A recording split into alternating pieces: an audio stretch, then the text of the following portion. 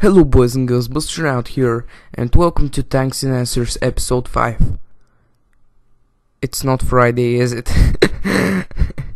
Okay, let's just pretend that it is for a second. So, this week there's nothing new about the game. We are still playing the T-72 and the Merkava Mk2, which are the newest tanks at the moment.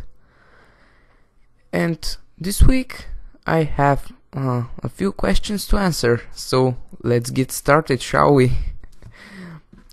First question is: what are your strategies for each map, and what World War II Tech 3 you most enjoyed playing? Well, okay, I am going to start with the Tech 3. I enjoyed the German World War Tech 3 the most because the tanks which are in it are pretty good. Our tanks in it are pretty good.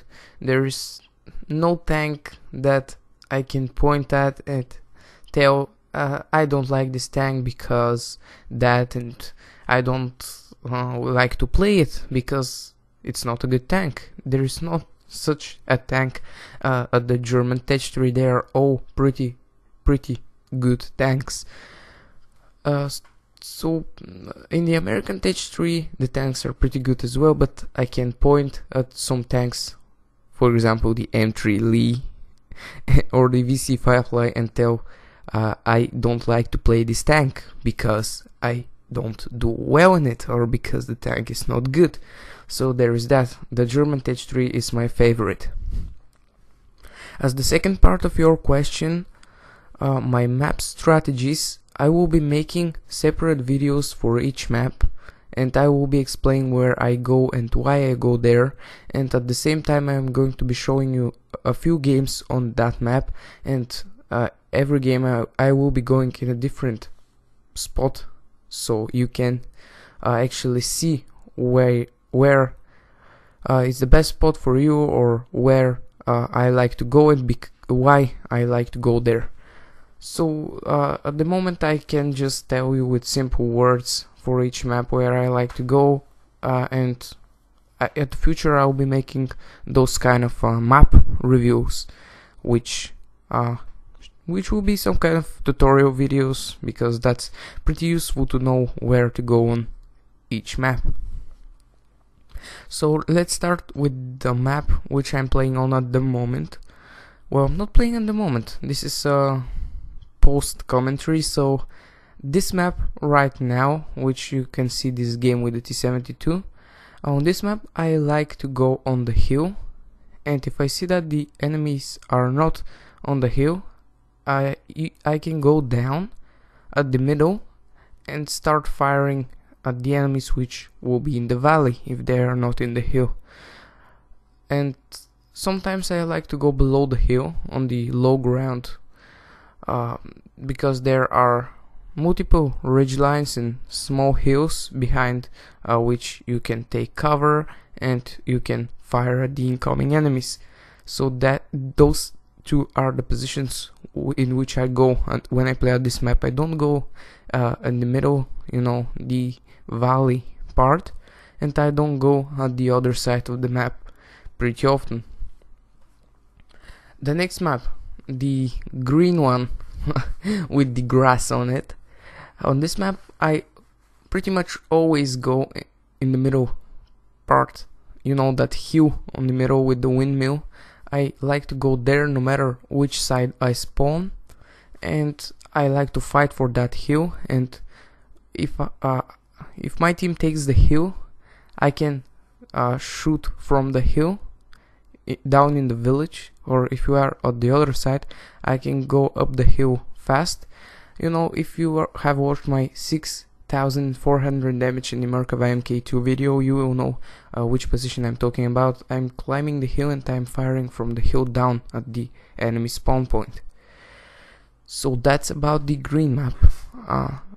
The desert map go ahead and watch my AMX-30B, the killing machine video, in which I do 4800 damage, I think, in the AMX-30B, and you'll see the ridgeline where I always go at the desert map, because I like it very, very much. I feel like this ridgeline is pretty good. No matter where you spawn on the map, I always go there, and if I have decent gun depression, I have monster games on that ridgeline, because I simply pop, take a shot, and pop back again, and the enemies, most time they will miss me, or if they hit me, they hit only my turrets and do something like 200 damage, where I hit them. I aim for their flanks and I do 500 damage, so it's a nice trade of damage there, but most times they miss me. So if you don't get it where that ridgeline is, go ahead and watch my AMX-30B video, in which I go there. So that's about it for this question. Moving on to the next one. Make different games videos like World of Tanks and World of Warplanes. Okay, so I understand why you want a different content than Armored Aces, but at this point I have stopped playing World of Tanks, because I don't know, the game has become just too frustrating and too unrealistic, and you know, all that bad stuff in the game. Artillery, crappy word, RNG, and all that bad stuff. You know, for example, I'm playing in my E75, the tier 9 German heavy tank, and I fire at a light tank's flank, and all I do is damage its tracks. What? The E75 has a 128mm shell. If this shell hits the light tank in the real life, in the track, it will just wreck this tank. The shell is bigger than the tank itself. How the crap am I just damaging the tracks? And that's not the only thing which frustrates me in this game. Just, I don't know, I don't play World of Tanks anymore. Yesterday I decided to play it because I haven't been playing it for something like a month or two, and after the second game I played, I just rage quit. I don't know, it's just not fun for me anymore. I don't know if I'm going to be playing World of Tanks in the future or not, but at this moment I'm just taking a break from the game. As World of Warplanes goes, I don't like a warplane game. I play only tank games. You know, the plane games are interesting, yes, but if I am going to be playing plane games, I will be playing War Thunder, because it's much better than World of Warplanes. The same goes as for War Thunder Ground Forces. I now don't play World of Tanks, but I play War Thunder Ground Forces, and I have the Tiger, which is a tier 3 German heavy tank in War Thunder Ground Forces, and it's much more realistic game than World of Tanks and much less frustrating. They can one-shot you no matter which tank you are playing, yes, but you can one-shot the enemies as well, and that's pretty fun when it happens. So it is frustrating as well when you get one shot, when your ammo rack blows up from the first shot, when they constantly kill your loader and you can't return fire.